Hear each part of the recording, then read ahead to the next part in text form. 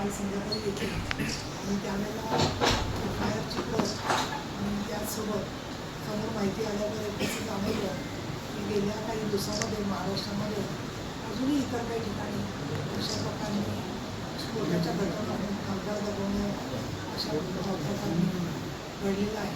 त्याच्यामध्ये मृत व्यक्ती एक आहे आणि 4 जण जखमी झालेले आहेत आणि ते संपूर्णपणाने लोकांच्या जीविताची हानी होत असताना त्याच्यामध्ये नक्की काय अडचणी आहेत यांच्या संदर्भात माझ्याकडे थोडी माहिती ऑलरेडी आहे. कारण मी 2-3 वर्ष याचा फॉलो करते. पिंपरी चिंचवडमधले रेड झोनमध्ये असणारे कारखाने आणि त्याच्यामध्ये झालेल्या दुर्घटना, नागपूरमध्ये झालेल्या दुर्घटना, त्याचबरोबर पालघरमध्ये सुद्धा झालेल्या काही दुर्घटना यांची माहिती पण माझ्याकडे होती आणि म्हणून नक्की काय घडलेलं आहे जे गावामध्ये असेल, प्रशासनाकडून असेल, तर जे लोक बेकायदेशीर कारखाने काढतात तर त्याच्यावरती आपण काय यंत्रणा उभी करू शकतो याचा विचार करण्याच्या दृष्टिकोनातून आज मी भेट दिलेली आहे. माझ्याबरोबर आमचे आमदार शांताराम मोरे, यांचे संपर्क प्रमुख आणि आपले सगळ्यांचे सुपरिचित पांडुरंग पाटील, त्याचबरोबर वैदेही माझ्या बाकीचे सगळे पदाधिकारी आमचे जिल्ह्यात आणि इतर पदाधिकारी होते. त्याचबरोबर मी पोलिसांना, महसूल यंत्रणेला, आरोग्य विभागाला सगळ्यांना कळवून इकडे आलेली आहे. मला त्याच्यात ज्या गोष्टी दिसत आहेत त्याच्यामध्ये औद्योगिक सुरक्षा विभागावरती तांत्रिकदृष्ट्या असे जे परवानगी न घेता सुरू केलेले कारखाने आहेत त्यांची जबाबदारी आहे. परंतु त्यांच्या जेव्हा मी प्रमुखाशी बोलले आणि याच्यावर मी त्यांची बैठक पण राज्यामध्ये विधानभवनात घेतलेली आहे, त्यावेळेपासून त्यांचं म्हणणं आहे की आम्हाला जेवढी यंत्रणा विभागाला पाहिजे तर जेवढ्या पोस्ट पाहिजे तेवढ्या आमच्याकडे नाही आहेत. परंतु मला एक दिसते असं की काही कामं जी आहेत ती वेगवेगळ्या डिपार्टमेंटशी संबंधित कामं आहेत. म्हणजे एखादा कारखाना उभा राहतो तिथे काहीतरी स्ट्रक्चर उभं केलेलं असतं. ते ग्रामपंचायतीला ते माहिती पाहिजे, ग्रामपंचायतीला माहिती पाहिजे म्हणजे सरपंच उपसरपंचांनी ती माहिती कळवली पाहिजे. पण त्यांनी काही कारणांनी कळवली नाही तरी ग्रामसेवकाकडे आणि आपल्या तहसीलदारांच्याकडे किंवा महसूल विभागाच्या बरोबर खास करून ग्रामविकास विभागाकडे यंत्रणा पाहिजे की राहत्या घराच्या खेरीज कुठेही जास्त लोक म्हणजे 10पेक्षा जास्त लोक जर का कामगार काम करताना दिसत असतील तर तिथे औद्योगिक काही कारखाना असण्याची शक्यता आहे किंवा संघटित स्वरूपाचा कामगार वर्ग तिथे असण्याची शक्यता आहे की ज्याला कामगारविषयक यंत्रणा ते नियम लागू झाले पाहिजे. परंतु ते नियम लागले जात नाही. बऱ्याच वेळेला आम्ही कारखान्याला परवानगी घेतली असं सांगितलं जातं पण ती परवानगी का मिळत नाही याची माहिती नसते. आणि काल मी इथे येणार करण्यावर पत्रकारांनी पण माझ्याकडे भरपूर माहिती पाठवलेली आहे आणि त्याच्यात असं दिसतंय की स्वतः औद्योगिक सुरक्षा विभागानेच सांगितलं की किती कारखाने इथे जिल्ह्यामध्ये त्यांनी सांगितलं की 300 कारखान्यांची आम्ही आज मला मीटिंगमध्ये सांगितलं 300 कारखान्यांची आम्ही नोंदणी गेल्या वर्षी करून घेतली. म्हणजे हे काम ते करत असून सुद्धा त्यांच्या कामाला इतरांनी मदत करण्याची गरज आहे असं मला वाटतं. म्हणून मी आज त्या पीडित कुटुंबांच्या त्या भेटणारच आहे त्यांना मी थोडी फुलाची पातळी थोडी मदती करणार आहे. पण सरकारकडूनही त्यांना नुकसान भरपाई मिळेल. पण जे जीव दगावलेले आहेत त्यांच्याही घरी आमचं आनंद देवकर आणि आमचे उपजिल्हा प्रमुख गेलेले आहेत त्यांनाही आम्ही मदत दिलेली आहे. कारण सरकारी मदत त्याला बरंच वेळा मिळाला प्रस्ताव जाणार आहे केंद्र सरकारकडे आणि राज्य सरकारकडे. त्याचबरोबर आरोपीला लगेच जामीन देता कामा नये आणि चांगल्या प्रकारचे सरकारी वकील मिळावे अशाही सूचना मी नरळे श्री ॲडिशनल SP यांना दिलेल्या आहेत. आणि त्याचबरोबर आज मी काही सूचना देखील प्रशासनाला आणि सन्माननीय सरकारमधले जे मंत्री महोदय आहेत त्यांना पण मी देणार आहे. त्याच्यात पहिली माझी विनंती म्हणायची मी पण तिथले जे पालकमंत्री आहेत त्यांनी याला ताबडतोब भेट द्यायला हवी असं मला वाटतं की जेणेकरून सगळ्या यंत्रणांना चांगल्या प्रकारे मार्गदर्शन मिळेल.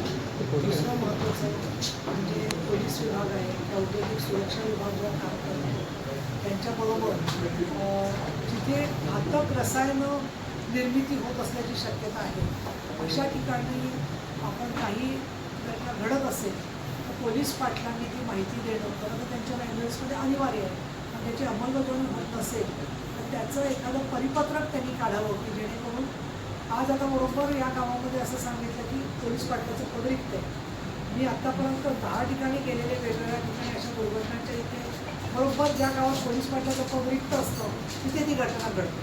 म्हणून मी ॲडिशनल एस पीला सांगितलेलं आहे की ज्या गावांमध्ये पोलीस पाटील नाही आहे त्या ठिकाणची जबाबदारी जी आहे ती तिथल्या PI वरती आहे. त्यांनी ती माहिती जमा करून घेतली पाहिजे. आणि घातक रसायन तिथे होतं हे झालेल्या स्फोटावरून स्पष्ट आहे.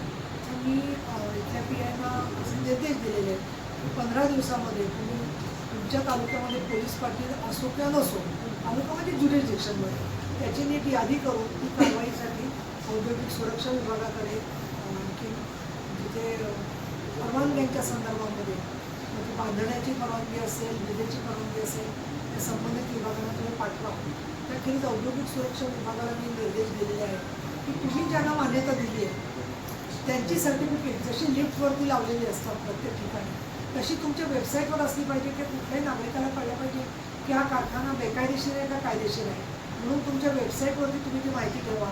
प्लस त्याच्या सर्टिफिकेटची माहिती ही पोलिसांच्याकडे सुद्धा असली पाहिजे, त्याची एक प्रत की हे कारखाने परवानगी असलेले आहेत. तर जेणेकरून त्या आणि ग्रामपंचायतीत पण असले पाहिजे की ह्या कारखान्यांच्या सर्टिफिकेटच्या आपण प्रती घेऊ शकतो. आता काही लोक आपल्याकडे या प्रतिसुद्धा खोटे आणून लावतील आणि म्हणून वेबसाईटवरच्या प्रती आणि प्रत्यक्ष ग्रामपंचायतीकडे किंवा पोलीस स्टेशनला प्रती योग्य आहेत की नाही हे तपासून घेण्याची जबाबदारी जी आहे ती पोलीस पाटील आणि ग्रामसेवक यांच्यावर असली पाहिजे असं मला वाटतं. त्या दृष्टिकोनातून मी विभागीय आयुक्तांनी भेटणार आहे. माननीय मुख्यमंत्री देवेंद्र फडणवीस, माननीय उपमुख्यमंत्री एकनाथ शिंदे, माननीय उपमुख्यमंत्री सुरेंद्र पवार, तसेच उद्योगमंत्री उदय सामंत, प्रदूषणाच्या संदर्भात विषय असलेले पंकजा मुंडे, तसेच MPCBचे अध्यक्ष या सगळ्यांच्याकडे, त्याचबरोबर जिल्हाधिकारी, पोलीस अधीक्षक या सगळ्यांना आम्ही निवेदनाची प्रत पाठवणार आहोत. आणि तुमच्याकडे टायर्सच्या संदर्भातली बरीच माहिती आहे की त्याच्या कारखान्यामध्ये जे प्रदूषण होते त्या संदर्भामध्ये एक मला असं दिसतं की उद्योग पाहिजे पण प्रदूषणकारी नको, मग प्रदूषण रोखण्यासाठीची यंत्रणा अधिक सक्षम असली पाहिजे. आणि आपल्याचकडून त्या तक्रारी मला बातम्यांमध्ये आले दिसत आहेत की बरेचसे लोक, आणि मला पुण्यात आनंदित पण ते कळलं की प्रदूषण रोखणारी यंत्रणा पाण्यावरती जलनिस्सारण करण्यासाठी यंत्रणा केलेले प्लांट्स उभे करतात, पण प्रत्यक्षामध्ये ते थोडाच वेळ चालवतात जेणेकरून विजेची त्यांना भरपाई पैसे द्यायला लागू नये. बऱ्याच ठिकाणी ते प्लांट नादुरुस्त असतात, ते दुरुस्त केलेले नसतात. हे बघण्याची जबाबदारी अर्थातच पर्यावरण विभागाची आहे. आणि MPCBच्या संदर्भात त्यांना असं वाटलं पुरेसं त्यांच्याकडून काम होत नाही आहे. पर्यावरणाचे अधिकारीसुद्धा हे काम करू शकतात. MPCB एक महामंडळ आहे, जसं काही कामं स्वतःसुद्धा थेट त्यांच्याकडे माहिती होऊ शकते. अधिक मला असं वाटतं की मोरे साहेबांनी विनंती करणार आहे की आपलं DPC होतं, तर DPCमध्ये सुद्धा या संदर्भातले जे विघातक कारखाने असतील किंवा बेकायदेशीर कारखाने असतील त्याची माहिती जी आहे त्याची नोंद आणि आढावा घेणं आवश्यक आहे असं मला वाटतं. ती अर्थातच जबाबदारी जिल्हाधिकारी आणि पालकमंत्र्यांची आहे. आणि एक इथल्या ज्या जिल्हाधिकारी आहेत त्यांचा माझा बरेच वर्षाचा परिचय आहे, त्या कल्याणलाही आयुक्त होत्या. तर असे जे रसायनाचे स्फोट होणारे प्रबळ जिल्हे आहेत तर प्रत्येक जिल्ह्यामध्ये एक सुरक्षेच्या संदर्भातला, विशेषतः औद्योगिक सुरक्षेच्या संदर्भातला, आता घातक रसायनं असतील, कामगारांच्यासाठी सुरक्षा यंत्रणा आहेत की नाही, परवानगी असलेल्या ज्या कंपन्या आहेत तिथे सुद्धा अग्निशमनाची व्यवस्था त्यांनी केलेली आहे की नाही हे बघण्या यासाठी म्हणून एक सुरक्षिततेचा औद्योगिक आराखडा पालघर जिल्ह्यामध्ये असावा असं मला वाटतं की याच्यामध्ये सर्व डिपार्टमेंट्सनी काम करणं आवश्यक आहे. परंतु सगळ्यात महाराष्ट्रात ते आवश्यक आहे, परंतु इथे मोठ्या प्रमाणात कारखाने उभे राहताना दिसत आहेत आणि लोकांना माहिती नाही आहे कायद्याची किंवा लोकांच्या अज्ञानाचा किंवा दारिद्र्याचा फायदा घेतला जातो. इव्हन वीटभट्ट्यांवरती सुद्धा मोठ्या प्रमाणात कामगार काम करतात आणि तिथेसुद्धा काही वेळेला पगार वेळेवर न देणं किंवा शोषणाचे प्रकार घडतात. त्याचीसुद्धा नोंद ही ग्रामविकास विभागाने घेतली पाहिजे असं मला वाटतं. आणि ग्रामविकास विभागाने पूर्ण महाराष्ट्रामध्ये मी असं सांगेन की जिथे तिथे त्यांच्याकडे गाव पातळीवरती असे कारखाने औद्योगिक क्षेत्राच्या बाहेर सुरू झालेले आहेत त्याच्याबद्दल नोंदणीची त्यांनी व्यवस्था करावी अशा प्रकारची सूचना संबंधित मंत्रालयाला पण देणार आहे. आणि म्हणून या सगळ्या गोष्टींचा फॉलोअप होत असताना त्याची काटेकोर अंमलबजावणीचे डोळे आणखी लेखणी ही समाजातल्या सदस्य आणि पत्रकार यांच्याकडे आहे त्या दृष्टिकोनातून त्याची माहितीसुद्धा व्यवस्थित पोचणं हे खूप आवश्यक आहे असं मला वाटतं. आज मी येत असताना मी येणारे म्हटल्यावरती काही फोनसुद्धा येत होते. आता मी नंबर सोडून होते फोन नक्की मी तिथे काय करणार आहे, काय करणार आहे, कोणावर कारवाई तिथे तिथे करणार आहे असं सुद्धा चौकशी करत होते.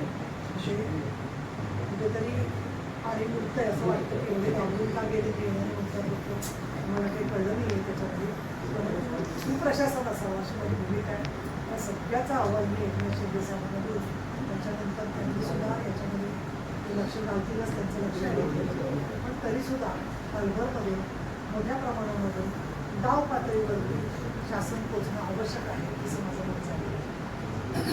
ताई, हा जो प्रकार घडलेला आहे याच्या अगोदर असे अनेक प्रकार पालघर जिल्ह्यामध्ये घडलेले आहेत. जेव्हा असे प्रकार घडतात तेव्हाच प्रशासन किंवा पोलीस सगळं धावपळ करत असतं. एकूणच पाहायला गेलं तर हा प्रकार गाव लेवलला घडलेला आहे. तलाठी असतात, सर्कल असतात किंवा महसूल यंत्रणा कार्यरत असते, अशांना हे माहिती नसतं का की हे अनधिकृत सर्व चालतं. त्याबाबतीत काही कारवाई होणार आहे का या सर्व यंत्रणेवर? माझ्याकडे अशा काही तक्रारी आलेल्या आहेत. एक चांगलं काम करणारी फॅक्टरी आहे पालघरमध्ये माझ्यावरती बनवणार 2 महिला ती फॅक्टरी चालवतात आणि त्यांनी मोजे तयार करतात. तर बऱ्याच महिलांना काम मिळालं. त्यांच्याकडे जाऊन म्हणजे कामगार संघटना करणं प्रत्येकाचा अधिकार आहे. पण कामगार संघटनांच्या नावाने लोक जातात आणि महिला कामगारांना सांगतात की तुम्ही सांगा की आम्ही मोबाईल चालू ठेवूनच काम करतो. आता मला तुम्ही सांगा की शिवण काम असेल तर त्याचं मशीनचं काम असेल 2 तासांनी 1 तासांनी घरी मोबाईलवर बोलून ठीक आहे, त्याला परवानगी देऊ शकतो. अशा प्रकारची अवाच्य भाषा वापरतात महिला मॅनेजरसमोर, त्यांना धमक्या देतात. मग अशा गोष्टींच्यामध्ये सुद्धा लक्ष त्या माहिती असून त्यांना सुद्धा निष्प्रभ का होते यंत्रणा हा मला प्रश्न पडतो. आणि त्या दृष्टीने सगळ्यांचं एकत्रित काम होणं गरजेचं आहे.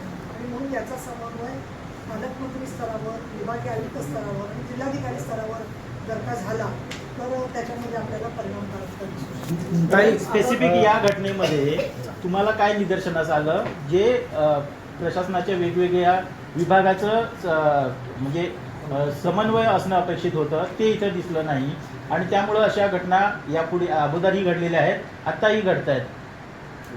प्रशासन यासाठी जबाबदार आहे की नाही तुम्हाला काय वाटतं? पोलीस असो किंवा महसूल असो किंवा तुम्ही सांगितल्याप्रमाणे म्हणजे गाव पातळीवरती संपूर्ण शांतता आहे. गाव पातळीवरती पोलीस समोर यायला तयार नाही. आदिवासी 30-35 जागा देत आहेत. पण ते आदिवासी असल्याने आम्हाला कळलंच नाही की हे कामगार आहे. इतक्या प्रकारची अनास्था जी दिसते ती म्हणजे खरं सांगायचं तर सस्पेन्स स्टोरी शोधेल अशी ती अनास्था आहे. परंतु आपण काही आम्ही गप्प बसणारे लोक नाही आहोत. या संदर्भात मी आवाहन करतो की त्यांच्याकडे याची माहिती असेल की त्यांनी निर्भयपणाने त्यांचं नाव गुप्त राहील पण त्यांनी ती निर्भयपणाने द्यावी. आणि यांना त्यांनी त्यांच्याशी त्यांनी करार न करता केलं असं म्हणताय ते सुद्धा पुढच्या केसमध्ये कळलं पाहिजे. काही ना काही आर्थिक व्यवहार झाले असतील, पैसे दिले असतील, ऑनलाईन ट्रान्सफर केले असतील, त्याची पुरावे मिळणारच. त्यामुळे त्याच्याकडून या सगळ्या गोष्टी सिद्ध होतील असं मला वाटतं. आणि पोलीस पाटील तर नाहीच आहे तिथे आणि ग्रामसेवक जे आहेत त्या 4 दिवसापूर्वी झालेल्या महिला आहेत ज्या ठिकाणी मी चौकशीला जाते तिथे बरोबर महिला अधिकारी उभे करतात. 4 दिवसापूर्वी झाल्यापूर्वी तिथे जाऊन प्रत्येकाला ऑर्डर तपासू शकत नाही. पण म्हणजे एक महिलांच्या आड कोण लपत असेल तर ते सुद्धा शोधलं पाहिजे काय झालं. आता औद्योगिक वसाहत तारापूरमध्ये 2 महिन्यामध्ये 8 ब्लास्ट झालेत. त्यामध्ये 4 लोकांचा मृत्यू झालेला आहे. औद्योगिक आरोग्य संचालनालय जे विभाग आहे ज्याला आपण सेफ्टी ऑफिसर पैसे दिले असतील, ऑनलाईन ट्रान्सफर केले असतील, त्याची पुरावे मिळणारच. त्यामुळे त्याच्याकडून या सगळ्या गोष्टी सिद्ध होतील असं मला वाटतं. आणि पोलीस पाटील तर नाहीच आहे तिथे आणि ग्रामसेवक जे आहेत त्या 4 दिवसापूर्वी झालेल्या महिला आहेत ज्या ठिकाणी मी चौकशीला जाते तिथे बरोबर महिला अधिकारी उभे करतात. 4 दिवसापूर्वी झाल्यापूर्वी तिथे जाऊन प्रत्येकाला ऑर्डर तपासू शकत नाही. पण म्हणजे एक महिलांच्या आड कोण लपत असेल तर ते सुद्धा शोधलं पाहिजे काय झालं. आताही औद्योगिक वसाहत तारापूरमध्ये 2 महिन्यामध्ये 8 ब्लास्ट झालेत. त्यामध्ये 4 लोकांचा मृत्यू झालेला आहे. औद्योगिक आरोग्य संचालनालय जे विभाग आहे ज्याला आपण सेफ्टी ऑफिसर बोलतो इथे सेफ्टी ऑफिसर असले तर त्यांच्या ज्या ड्युटी आहेत त्या रत्नागिरी आहे, ठाणे आहे किंवा रायगड ह्या ठिकाणी असतात. इथे कधी ते हजर नसतात. तर अशा वेळेला ज्यावेळेला ब्लास्ट होतं त्या दिवशी ते दुसऱ्या दिवशी येतात. मग ह्याची जी जिम्मेदारी आहे ती पूर्ण पोलिसांच्यावरती असते. आता मध्यंतरी भगीरथ केमिकलमध्ये मोठी वायुगळती झाली होती. जवळपास 34 ते 35 कंपन्या शेजारच्या आहेत त्या पूर्ण खाली करण्यात आल्या होत्या. शेजारचे 3 गावं आहेत तेही खाली करण्यात आले होते. जस्ट 1.5 महिन्याची गोष्ट आहे. पोलीस यंत्रणेला माहिती नाही की हा गॅस कोणता आहे, पण त्यावेळेला जी यंत्रणा त्या ठिकाणी अवेलेबल हवी होती ती नव्हती. त्यामुळे तिथे मोठी घटना घडली असते, परंतु अशा अधिकाऱ्यांची कारवाई होत नाही. नाही, कारवाईचा नाही प्रश्न. मी त्यांना प्रस्ताव त्यांनी बरोबर दिलेला आहे अर्थ विभागाकडे की आम्हाला अधिक मोठ्या प्रमाणामध्ये साधन सामग्री आणि अधिकाऱ्यांची असली पाहिजे, पूर्तता करा म्हणून. मी स्वतः बघते की 2-3 वर्षापासून तर काही कारणामुळे होत नाही आहे. त्यांना मी सांगितलं की तो प्रस्ताव तुम्ही द्या. मी स्वतः तो CM आणि DCM साहेबांकडे घेऊन मान्य करून घेता. दुसरं एक प्रदूषित हवेत होते ते तुम्ही बोलला ते खरं आहे की बस मध्यंतरी ज्या टँकर पुणे मुंबई घाटामध्ये उलटला तेव्हासुद्धा कुठला वायू आहे हे कळत नव्हतं. पण त्याची कागदपत्र बरोबर असली पाहिजे की कुठला वायू आहे आणि त्याला डिफ्यूज करायचं असेल तर काय वापर केला जाईल आणि त्याचे साठेसुद्धा काही ठिकाणी ठेवणं गरजेचं आहे आपल्याला. थोडक्यात तंत्रज्ञान आपलं बदलत आहे, त्याला आपल्याला अधिक आधुनिक तंत्रज्ञान सुरक्षेच्या दृष्टीने त्यासाठी साक्षरता आणि आपत्ती व्यवस्थापन आवश्यक आहे. मॅडम, आता तुम्ही बोलले की आता हे प्रशासनाचा दोष आहे की हे गैरकानूनी फॅक्टरी चालू आहे. तुमची सत्ता असून असं मला वाटतं की प्रशासन आणि सरकारमध्ये हे समन्वय नाही. आता हे फक्त वाडाची घटना नाही. आता आपण जिल्ह्यामध्ये तालुक्यामध्ये शिवसेना वाडा वगैरे प्रत्येक घटना होत असतो तेव्हा आपण नेता मंडळी येत असतात, अधिकारी येत असतात आणि कारवाईच्या नावानं फॅक्टरी तेच मी बोलतो की त्याच्यावर फक्त जे फॅक्टरीचे जे लोक आहेत त्याच्या काही लोकांवर कारवाई होते आणि ज्या अधिकारी दोषी आहेत त्याच्यावर कारवाई होत नाही. तर मला वाटतं की जे अधिकारी आहेत त्यांच्यावर कारवाई केली पाहिजे. मला ते स्पेसिफिक जर का कळलं आमच्या शांताराम मोरेने सांगितलं बाकी आमचे आमदार आहेत तर आम्ही त्याच्यावरती कारवाई करू शकतो. तुम्ही माझ्याकडे सुद्धा थेट पाठवू शकता. तुमच्या 2 पत्रकारांना पोलिसांनी पूर्वी कारवाई केली की तर मीच सुरू राहिली. ठीक आहे ना, तर पत्रकारांना ते ठीक आहे. ताई आपण म्हणाला कुठेतरी पाणी मुरतंय आणि पालकमंत्र्यांना एवढं गांभीर्य नाही. असं मी काही बोलले आपण भेट दिलेली आहे. पालकमंत्र्यांनी अजून भेटले दिलेले ते ह्या जिल्ह्याचे पालकमंत्री आहेत आणि कुठेतरी पाणी मुरतं असं आपण बोलल्यात. नेमकं काय आहे? नेहमी पाणी बोलतो तुम्ही काय माहिती का कुठे जरी काहीतरी जोडून त्याच्यामुळे मी असं साधं एक वाक्य बोलले की पालकमंत्री अजून आले नाही ते येतील ना. आता असं पालकमंत्र्यांनी कधी यायला पाहिजे कधी नाही त्यांचा स्वातंत्र्याचा प्रश्न आहे. त्याच्यामुळे याआधी ग्रामस्तरावरच्या ज्या यंत्रणा होत्या त्यांची कुठलाही कारखाना उभारणी करताना किमान ना हरकत दाखला घेण्याची गरज असायची. परंतु मधल्या काळामध्ये पालघरच्या कलेक्टरांनी पत्र काढले की अशा प्रकारचे म्हणजे ग्रामपंचायत किंवा त्या तत्सम ज्या स्थानिक पातळीवरच्या ज्या संस्था असतील त्यांची परवानगी घेण्याची आवश्यकता नाही. ज्या वेगळ्या यंत्रणा आहेत त्यांच्या परवानगी घेऊन तुम्ही कारवाई म्हणजे बांधकामात उभारू शकता कंपनीचा.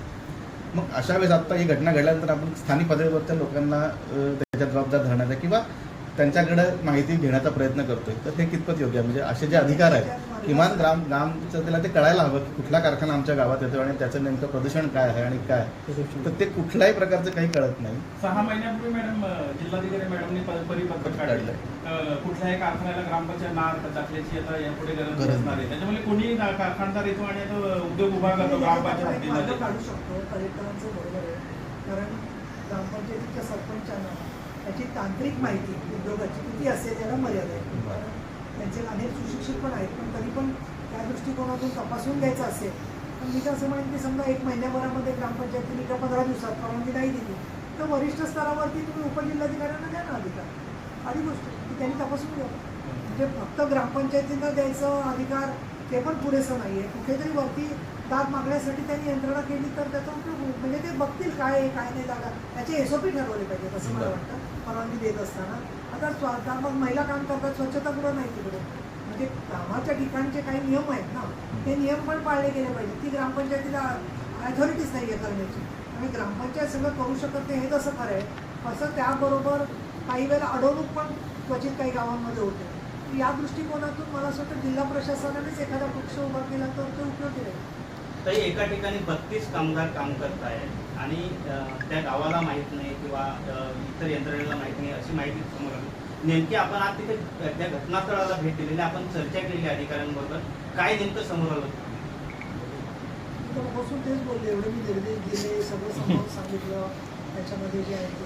आणि निर्देशाच्या मध्ये मी हेही सांगितलं की सगळ्यांना एकत्र काम करून परत अशा घटना होता कामा नये या दृष्टिकोनातून वेळप्रसंगी बेकायदेशीर कारखाने जर का असतील घातक, त्याच्यावरती DPC मध्ये सुद्धा जी माहिती देतात त्याची अंमलबजावणी झाली पाहिजे. आता शांताराममुळे मला सांगितलं की काही कारखान्यांची माहिती आम्ही वेळोवेळी दिली पण त्याची अधिकाऱ्यांनी दखल घेतली नाही.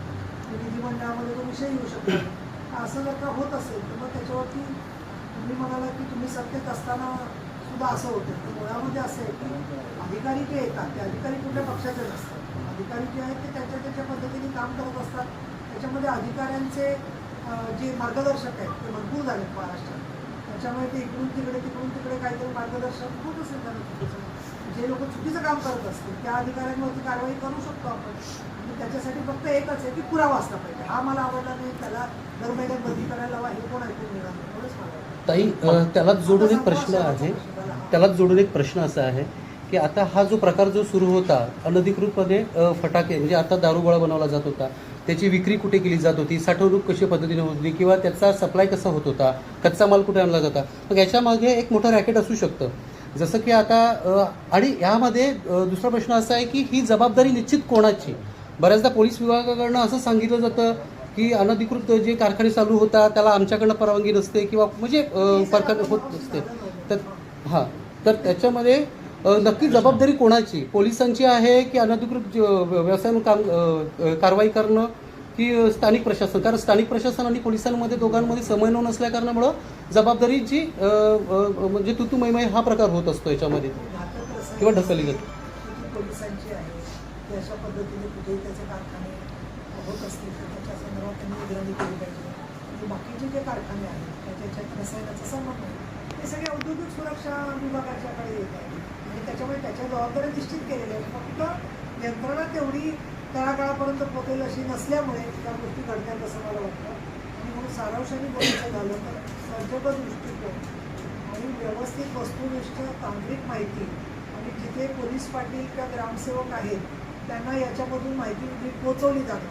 आणि मग कसं आहे की ती माहिती पोचल्यानंतर तरी त्याच्यावर कारवाई होत नसेल तर मग याचा अर्थ की कुठेतरी कोणीतरी त्या माहितीवरती बसलेलं आहे, की माहितीवरती फाईलवरती काहीतरी आहे त्याच्यामुळे होत नसेल तर मग विधिमंडळ की राज्य सरकार त्याच्यासाठी. मॅडम, एक प्रश्न आहे की मी मगाशी उल्लेख केल्याप्रमाणे की टायर कंपन्यांबाबत तुम्हाला एक माहिती मिळाली होती. दुर्दैवाची गोष्ट अशी आहे की या टायर कंपन्याविरोधात जनसुनावणीमध्ये म्हणजे पालकमंत्र्यांनी या बंद करा असे निर्देश दिले आणि काही दिवसानंतर स्थानिक आमदार आणि पालकमंत्री या सर्वांनी मिळून कंपन्यांना परमिशन द्यावं अशा प्रकारच्या शिफारशी करण्यात आल्या. तर याबाबत तुम्ही काय सांगाल? सर्वपक्षीय आमदार. कल्पना नाही आहे, फक्त मला एक वाटतं की सगळ्याच उद्योगांना बंद करून कसं चालेल. अनधिकृत आपण म्हणतो की उद्योग आले पाहिजे. म्हणून एकच आहे की ज्याच्यामुळे प्रदूषण होते किंवा गावाचं पाणी खराब होते किंवा अशा काही गोष्टी होत असतील तर त्याच्या SOPची काटेकोर अंमलबजावणी करून घेऊन त्यांना त्याच्या संदर्भात आपण परवानगी देऊ शकतो. आता टायरच्या संदर्भात काय असं नक्की होतं याचा मला असं वाटतं मी प्रदूषण विभागाला विचारणा करते, त्यांच्याकडून रिपोर्ट घेते आणि त्याच्या खेरीजातून जे कारखाने असतील त्याच्यावरती लोकांचा आक्षेप असेल कुठलाच उद्योग येता कामा नये हे तर शक्य होणार नाही. त्याला जोडून एक इथे गांद्रे MIDC आहे, तिथे 70% जे प्लॉट आहेत ते रिकामे आहेत आणि आपल्या उद्योग मंत्र्यांनी आताच एक शिफारस केलेली आहे नवीन MIDCची, जे की वाडा शहर विकास व्हायचा असेल, शहराचा वाढायचा असेल वाडा शहर तर एका बाजूला नदी आहे, दुसऱ्या बाजूला डोंगर आहे. वाढायचं म्हणजे ह्याला शहराला वाढायचं असेल तर पुढे मनोरच्या दिशेने वाढू शकतं. मात्र तिथे जर MIDC केली तर या वाड्या शहराला वाढण्यासाठी जागा नाही आहे. प्रशासन याचा पुढे विचार करेल का? मला असं वाटतं कारण माझी जी काही ओळख आहे त्याच्यामध्ये सन्माननीय उदय सामंत अतिशय कार्यक्षम आणि सगळ्या गोष्टींची माहिती घेऊन काम करणारे मंत्री. स्वतः शिंदे साहेबांचं लक्ष पालघरवरती आहे, विकास शिंदे इथे हा जो ग्रीव्हियन्स आहे तुमचं म्हणणं त्याच्या संदर्भात निवेदन पांडुरंग पाटील आणि मोरे साहेबांकडे द्या. आम्ही स्वतः त्याचं बघा. आपण ताई जे शिवाजी कोण होता प्रकाशक आहे त्यांना विषय पूर्ण होते. एकंदरीत आपण आता औद्योगिक सुरक्षा औद्योगिक कारखान्यांमधील अपघात दुर्घटना आणि महाराष्ट्रातील एकंदरीत स्थितीचा आढावा आपण आता आमच्यासमोर मांडला. आपण आताच थोड्या वेळा आधी म्हणालात की सुरक्षिततेचा औद्योगिक आराखडा आणि उद्योग हवेत पण प्रदूषणकारी नको असं म्हणत असताना जे इम्प्लिमेंटेशन करणाऱ्या या शासकीय यंत्रणा आहेत त्या भागातले अपघात आहेत असंही आपण आपल्या एक स्टेटमेंट द्या. त्याचाच अर्थ ह्या सर्व उद्योगांवर देखरेख करणारी ही यंत्रणा आणि अंमलबजावणी करणारी ही यंत्रणा जर अस्तित्वात असती व्यवस्थितपणे तर हे प्रकार रोखता आले असते. मात्र तसं झालं नाही, त्याच्यामुळे राज्य शासनाचं हे अपयश आहे. मला एक खरं वाटतं की ही गोष्ट यशस्वी होण्यासाठी त्याच्यामध्ये लोकांचा सक्रिय सहभाग पाहिजे आणि लोकप्रतिनिधींचा सन्मान केला पाहिजे.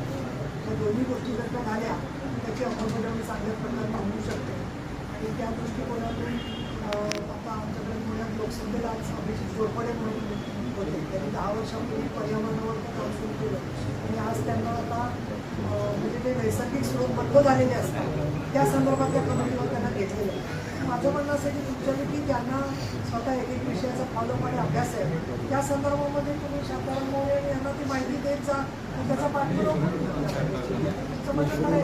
अनेक विषयांच्यामध्ये काय होतं की ज्यांना आपण म्हणतो की मदत होईल त्याच्याऐवजी त्या लोकांना बदलून जातात, त्यांना कुठे उत्साह संपतो. काही कार्यकर्ते होते पालघरमध्ये, कार्यकर्त्याचे मोह होतो. पण आज जे नवीन लोक आलेत आता कामामध्ये वेगळी आहे स्वतः या लोकांना तुम्ही सहकार्य करा आणि त्यांच्याबरोबर मार्फत सुद्धा आमच्याकडे द्या त्याचा आपण पाठपुरावा करू. माझं म्हणणं साधं असं आहे की DPC सारखीच एक समाजामध्ये यंत्रणा पाहिजे की जे वेगवेगळे विषय त्याच्यामध्ये सातत्याने पाठपुरावा करतील. आणि मीडियातून तुम्ही देता ते चांगले आहे, पण त्याचं कोणतरी सामाजिक कार्यकर्ते राजकीय कार्यकर्त्यांनी लेखी निवेदन म्हणून दिलं त्याची वेगळी दखल घेतली असं मला वाटतं. मीडियाचं तर महत्त्वाचं आहे. प्रश्न माझा एक पर्टिक्युलर होता, हे शासनाचं अपयश आहे का? शासनाचं अपयश म्हणणं तुम्ही सांगितलंच मला की लोकांचा सहभाग असायला पाहिजे. शासनाला अपयशी ठरवणं मला योग्य यासाठी वाटत नाही आहे की शासनाचा प्रयत्न सातत्याने चाललेला आहे. त्यामुळे शासनाने काही प्रयत्नच केले नसते तर आपण त्यांना अपयशी म्हणू शकलो. पण आज रोजगार येत आहेत, माणसं येत आहेत, वेगवेगळ्या प्रकारने MIDCचा प्रयत्न चाललेला आहे. म्हणजे शासन निष्क्रिय असं तर म्हणू शकत नाही आपण. शेवटी अपयश कशाला म्हणायचं तर याच्या संदर्भात त्या व्याख्या पाण्याने म्हणते. ग्लास अर्धा भरलेला नसतो, काहींना अर्धा रिकामा नसतो. मग दृष्टिकोनाचा फरक